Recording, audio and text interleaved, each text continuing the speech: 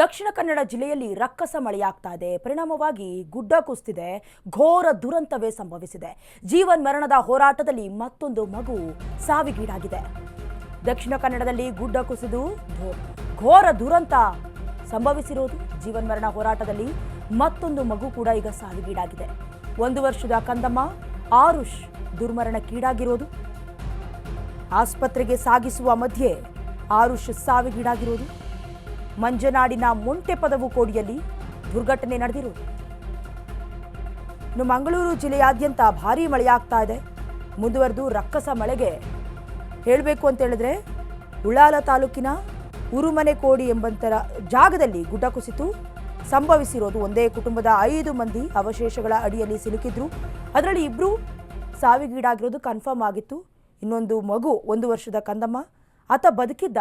ಹಾಗಾಗಿ ಆಸ್ಪತ್ರೆಯ ಮಧ್ಯ ಅಥವಾ ಆಸ್ಪತ್ರೆಗೆ ಸಾಗಿಸ್ತಾ ಇದ್ದಂತಹ ಮಧ್ಯದಲ್ಲಿ ಮಾರ್ಗ ಮಧ್ಯೆಯೇ ಸಾವಿಗೀಡಾಗಿರೋದು. ಮಂಜನಾಡಿನ ಮೊಂಟೆಪದವು ಕೋಡಿಯಲ್ಲಿ ಗುಡ್ಡ ಕುಸಿತ ಉಂಟಾಗಿರೋದು. ಅಂದರೆ ಮುಖ್ಯವಾಗಿ ಈ ಮಂಗಳೂರು ಭಾಗದಲ್ಲಿ ಹೇಗಿರುತ್ತೆ ಅಂತ ಹೇಳಿದ್ರೆ ಮನೆಯ ಸ್ಟ್ರಕ್ಚರ್ ಆಗಿರಬಹುದು ಅಥವಾ ಈ ಮನೆಗಳನ್ನು ಕಟ್ಕೊಳ್ಳೋದು ಕೂಡ ಗುಡ್ಡಗಾಡಿನ ಪ್ರದೇಶಗಳಲ್ಲಿ ಆ ಸ್ಟ್ರಕ್ಚರೇ ಆಗಿರುತ್ತೆ.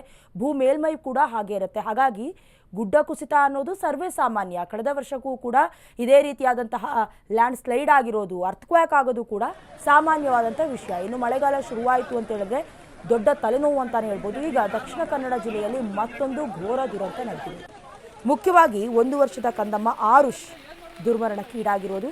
ಆತ ಬದುಕಿದ್ದ. ಹೇಳ್ಬೇಕು ಅಂದರೆ ಆ ತಾಯಿ ಎಷ್ಟು ಕಷ್ಟಪಟ್ಟು ಆತನನ್ನು ರಕ್ಷಣೆ ಮಾಡಿದ್ಲು ಅನ್ನೋದನ್ನು ಕೂಡ ನಾವು ನಮ್ಮ ವಾಹಿನಿಯಲ್ಲಿ ಸುದ್ದಿಯನ್ನು ಪ್ರಸಾರ ಮಾಡ್ತಾನೇ ಇದ್ದೀವಿ.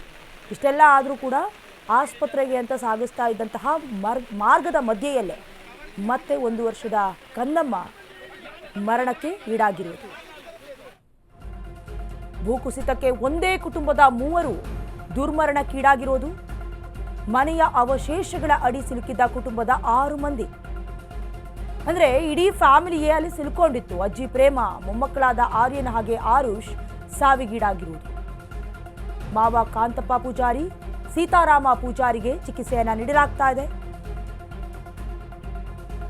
ಇನ್ನು ಅವಶೇಷಗಳ ಅಡಿ ಸಿಲುಕಿದ್ದ ತಾಯಿ ಅಶ್ವಿನಿ ಪೂಜಾರಿಯನ್ನು ರಕ್ಷಣೆ ಮಾಡಲಾಗಿದೆ. ಸದ್ಯ ಪ್ರೇಮ ಪೂಜಾರಿ ಮೃತದೇಹವನ್ನು ಸಿಬ್ಬಂದಿ ಹೊರತೆಗೆದಿದ್ದಾರೆ. ಗುಡ್ಡ ಕುಸಿದು ದುರಂತದಲ್ಲಿ ಸಾವಿನ ಸಂಖ್ಯೆ 3ಕ್ಕೆ ಏರಿಕೆಯಾಗಿರುವುದು. ಗುಡ್ಡ ಕುಸಿದು ಮನೆಯ ಅವಶೇಷಗಳ ಅಡಿಯಲ್ಲಿ ಸಿಲುಕೊಂಡಿದ್ದಂತಹ ಕಂಪ್ಲೀಟ್ ಫ್ಯಾಮಿಲಿಯೇ ಸಿಲುಕೊಂಡಿತ್ತು. ಅಂದರೆ ಮನೆಯ ಗೋಡೆಯ ಸಂಪೂರ್ಣವಾದಂತಹ ಅವಶೇಷಗಳೆಲ್ಲವೂ ಕೂಡ ಕುಟುಂಬದವರ ಮೇಲೆ ಬಿದ್ದಿತ್ತು. ಹೀಗಾಗಿ ಗುಡ್ಡ ಕುಸಿತದಿಂದ ಮನೆ ಬಿದ್ದು ಅವಶೇಷಗಳ ಅಡಿ ತಾಯಿ ಮಗು ಸಿಲುಕೊಂಡಿದ್ದು ಬರೋಬ್ಬರಿ 8 ಗಂಟೆಗಳ ಕಾಲ ಜೀವನ್ ಮರಣದ ಹೋರಾಟದಲ್ಲಿ ಸಿಲುಕೊಂಡಿದ್ರು. ಅಜ್ಜಿ ಪ್ರೇಮ, ಮೊಮ್ಮಕ್ಕಳಾದ ಆರ್ಯನ್ ಆರುಷ್ ಸಾವಿಗೀಡಾಗಿರುವುದು. ಅಂದರೆ ಆರುಷ್ ಬದುಕಿದ್ರು. ಹಾಗಾಗಿ ಅವ್ರನ್ನ ಆಸ್ಪತ್ರೆಗೆ ದಾಖಲು ಮಾಡಿ ಹೆಚ್ಚಿನ ಚಿಕಿತ್ಸೆಯನ್ನು ಕೊಟ್ಟು ಅವ್ರನ್ನ ಕಾಪಾಡಿಕೊಳ್ಳೇಬೇಕು ಅನ್ನುವಂಥ ಕಾರಣಕ್ಕಾಗಿ ಆಸ್ಪತ್ರೆಗೆ ಸಾಗಿಸ್ತಾ ಇದ್ದಂಥ ಮಾರ್ಗ ಮಧ್ಯದಲ್ಲಿ ಆರ್ಯನ್ ಕೂಡ ಸಾವಿಗೀಡಾಗಿರೋದು. ಇನ್ನೂ ಸದ್ಯ ಪ್ರೇಮ ಪೂಜಾರಿಯನ್ನು ಕೂಡ ಹೊರತೆಗೆದಿದ್ದಾರೆ. ಅಂದರೆ ಯಾವ ಸಂದರ್ಭದಲ್ಲಿ ಏನಾಗುತ್ತೆ, ಮುಖ್ಯವಾಗಿ ಮಲೆನಾಡು ಭಾಗಗಳಲ್ಲಿ ಅದು ಗುಡ್ಡದ ಹತ್ತಿರ ಮನೆ ಕಟ್ಕೊಂಡಿರುವಂಥ ಪ್ರದೇಶಗಳಲ್ಲಿ ಏನಾಗುತ್ತೆ ಅಂತ ಹೇಳೋದಕ್ಕೆ ಬರೋದಿಲ್ಲ. ಇನ್ನು ಇದೇ ವಿಚಾರವಾಗಿ ಹೆಚ್ಚಿನ ಡೀಟೇಲ್ಸನ್ನು ಕೊಡ್ತಾರೆ ನ್ಯೂಸ್ ಡೆಸ್ಕ್ನಿಂದ ನೇರವಾಗಿ ನಮ್ಮ ಪ್ರತಿನಿಧಿ ವಿನೋದ್. ದಕ್ಷಿಣ ಕನ್ನಡದಲ್ಲಿ ಗುಡ್ಡ ಕುಸಿದು ಘೋರ ದುರಂತವೇ ಸಂಭವಿಸಿದೆ. ಮಾರ್ಗ ಮಧ್ಯದಲ್ಲಿ 1 ವರ್ಷದ ಮಗುವನ್ನು ಸಾಗಿಸ್ತಾ ಇದ್ದಂಥ ಸಂದರ್ಭದಲ್ಲಿ ಆತ ಕೂಡ ಹಸುನಿಗಿರೋದು. ಏನಿದೆ ಇದ್ರ ಬಗ್ಗೆ ಹೆಚ್ಚಿನ ಡೀಟೇಲ್ಸ್? ಡಯಾನಾ, ಒಂದು ದಕ್ಷಿಣ ಕನ್ನಡದಲ್ಲಿ ಈ ಒಂದು ಗುಡ್ಡ ಕುಸಿತ ಆಗುತ್ತೆ ಅಂದ್ರೆ ಲ್ಯಾಂಡ್ ಸ್ಲೈಡ್ ಆಗುತ್ತೆ. ಅಂದ್ರೆ ಒಂದು ಗುಡ್ಡದ ಕೆಳಗಡೆ ಒಂದು ಮನೆ ಇರುತ್ತೆ. ಆ ಒಂದು ಮನೆ ಕೆಳಗಡೆ 6 ಜನ ವಾಸವನ್ನು ಮಾಡ್ತಿರ್ತಾರೆ. ಅಂದ್ರೆ ರಾತ್ರಿ ಮಲಗಿರ್ತಕ್ಕಂತ ಒಂದು 6 ಜನ ಸದಸ್ಯರು ಬೆಳಗ್ಗೆ ಎದ್ದು ಒಳಗಡೆ 3 ಜನ ಸದಸ್ಯರು ಅಂದ್ರೆ ಸಾವನ್ನಪ್ಪಿರ್ತಕ್ಕಂಥ ಘಟನೆ ಈಗಾಗಲೇ ಒಂದು ಇಡೀ ಮಂಗಳೂರಿನಾದ್ಯಂತ ಒಂದು ಈ ದೃಶ್ಯ ಒಂದು ತಲ್ಲಣಗೊಳಿಸಿದೆ ಅಂತ ಹೇಳ್ಬೋದು. ಜೊತೆಗೆ ಈ ಒಂದು ಲ್ಯಾಂಡ್ ಸ್ಲೈಡ್ ಆಗಿದ್ದು ಬೆಳಗ್ಗೆ ಒಂದು 3:30-4 ಗಂಟೆ ಜಾವದಲ್ಲಿ ಈ ಒಂದು ಲ್ಯಾಂಡ್ ಸ್ಲೈಡ್ ಆಗಿದೆ ಅಂದ್ಬಿಟ್ಟು ಮಾಹಿತಿಗಳು ಸಿಕ್ಕವೆ. ಜೊತೆಗೆ ಈ ಒಂದು ಸಂದರ್ಭದಲ್ಲಿ ಅಂದ್ರೆ ಅಜ್ಜಿ ಪ್ರೇಮ ಜೊತೆಗೆ 2 ಮೊಮ್ಮಕ್ಕಳು ಆರ್ಯನ್ ಮತ್ತೆ ಆರುಷ್ ಇವರು ಒಂದು ಸಾವನ್ನಪ್ಪಿರುವಂತ ಘಟನೆಗೆ ಆಗಲೇ ಒಂದು ಬೆಳಕಿಗೆ ಬಂದಿದೆ. ಜೊತೆಗೆ ಈಗಾಗಲೇ ಈ ಒಂದು 10 ಗಂಟೆಗಳ ಕಾಲ ರೆಸ್ಕ್ಯೂ ಆಪರೇಷನ್ ಇದೇ ರಣರೋಚಕವಾಗಿರ್ತಕ್ಕಂಥ ಒಂದು ರೆಸ್ಕ್ಯೂ ಕ್ವಶನ್ ಆಗಿದೆ. ಯಾಕಂದ್ರೆ ಒಂದು ಕಡೆ ಒಂದು ಸವಾಲಿನ ರೆಸ್ಕ್ಯೂ ಆಪರೇಷನ್ ಇದಾಗಿತ್ತು.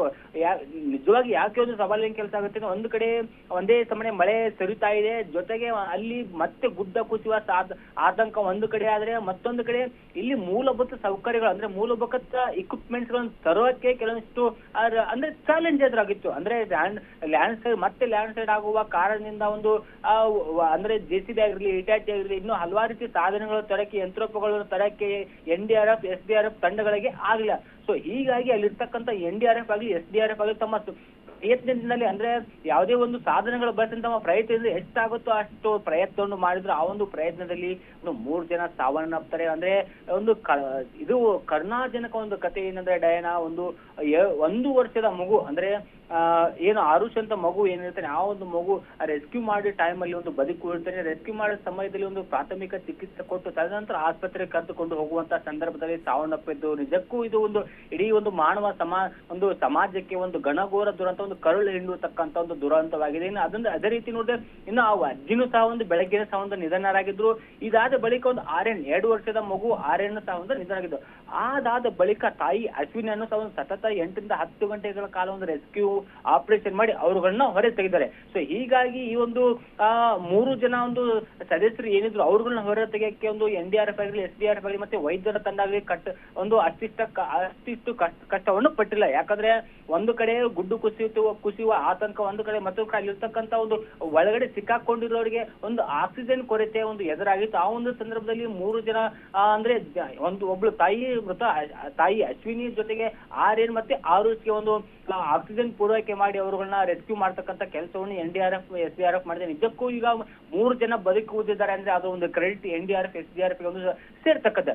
ಆದ್ರೆ ಇನ್ನೊಂದು ವಿಚಾರ ಏನಂದ್ರೆ, ಈ ವಿಚಾರಕ್ಕೆ ಸಂಬಂಧಪಟ್ಟಂಗೆ ಇಂದು ಮುಖ್ಯಮಂತ್ರಿ ಮತ್ತು ಉಸ್ತುವಾರಿ ಸಚಿವರಾಗಿರ್ತಕ್ಕಂಥ ದಿನೇಶ್ ಗುಂಡೂರಾವ್ ಸಮ್ಮುಖದಲ್ಲಿ ಒಂದು ಚರ್ಚೆ ಆಗುತ್ತೆ.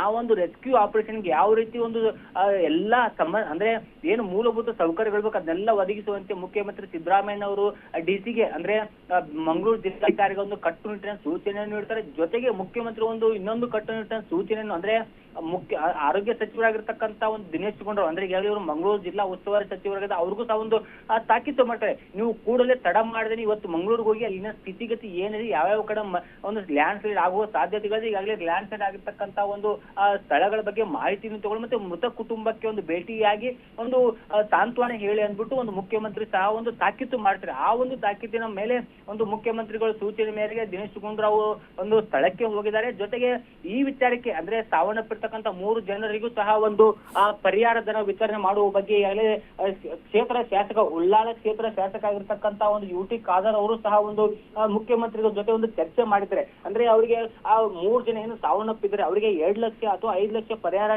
ಧನ ಅಂದ್ರೆ ಮುಖ್ಯಮಂತ್ರಿಗಳ ಪರಿಹಾರ ನಿಧಿಯಿಂದ ಅವರಿಗೆ ಪರಿಹಾರ ಧನ ಕೊಡಬೇಕು ಅನ್ನೋ ಬಗ್ಗೆ ಒಂದು ಚರ್ಚೆ ಮಾಡಿದ್ರೆ. ಆದ್ರೆ ಈ ವಿಚಾರಕ್ಕೆ ಮುಖ್ಯಮಂತ್ರಿಗಳು ಇನ್ನೂ ಯಾವುದೇ ರೀತಿ ಒಂದು ಸ್ಪಂದನೆ ನೀಡಿಲ್ಲ. ಅದೊಂದು ಮುಖ್ಯಮಂತ್ರಿ ವಿವೇಚನೆಗೆ ತೆಗೆದುಕೊಂಡಿದ್ದಾರೆ. ಆಯ್ತಪ್ಪ ನಾನು ನೋಡ್ತೀನಿ, ಅಧಿಕಾರಿಗಳ ಜೊತೆ ಮಾತನಾಡ್ಬಿಟ್ಟು ಘೋಷಣೆ ಮಾಡ್ಬೇಕಾ ಬೇಡವಾ, ಎಷ್ಟು ಕೊಡ್ಬೇಕು ಅನ್ನೋ ವಿಚಾರ ಬಗ್ಗೆ ನಾನು ಸ್ಪಷ್ಟತೆ ಪಡಿಸ್ತೀನಿ ಅಂದ್ಬಿಟ್ಟು ಒಂದು UT ಖಾದರ್ ಅವ್ರಿಗೂ ಒಂದು ಸ್ಪಷ್ಟ ಸೂಚನೆಯನ್ನು ಕೊಟ್ಟಿದ್ದಾರೆ. ಸೊ ಹೀಗಾಗಿ ಒಂದು ಕಡೆ ಇದೊಂದು ಬೆಳವಣಿಗೆ, ಮತ್ತೊಂದು ಕಡೆ ಜಿಲ್ಲಾಧಿಕಾರಿಗಳು ಸಹ ಒಂದು ಅಲ್ಲಿರ್ತಕ್ಕಂಥ ಯಾವ್ಯಾವ ಲ್ಯಾಂಡ್ ಸ್ಲೈಡ್ ಗಳು ಇದಾವೆ ಅಂದ್ರೆ ಮತ್ತೆ ಇನ್ನೂ ಹೆಚ್ಚಿನ ಘಟನೆಗಳು ಲ್ಯಾಂಡ್ ಸ್ಲೈಡ್ ಘಟನೆಗಳು ಸಂಬಂಧಪಟ್ಟಂತ ಪ್ಲೇಸ್ ಗಳಿವೆ, ಅವುಗಳಲ್ಲಿ ಸಹ ಒಂದು ಹೆಚ್ಚಿನ ಅಲರ್ಟ್ ಆಗಿರೋದಕ್ಕೆ ಈಗಾಗಲೇ ಒಂದು ಅಲ್ಲಿರ್ತಕ್ಕಂಥ ಸ್ಥಳೀಯ ಆಡಳಿತ ಮಂಡಳಿ ತಾಲೂಕಾಡಳಿತಕ್ಕೆ ಸೂಚನೆ ಕೊಟ್ಟಿದ್ದಾರೆ. ಡಯಾನಾ, ಥ್ಯಾಂಕ್ ಯು ವಿನೋದ್ ನಿಮ್ಮೆಲ್ಲ ಡೀಟೇಲ್ಸ್ಗಾಗಿ.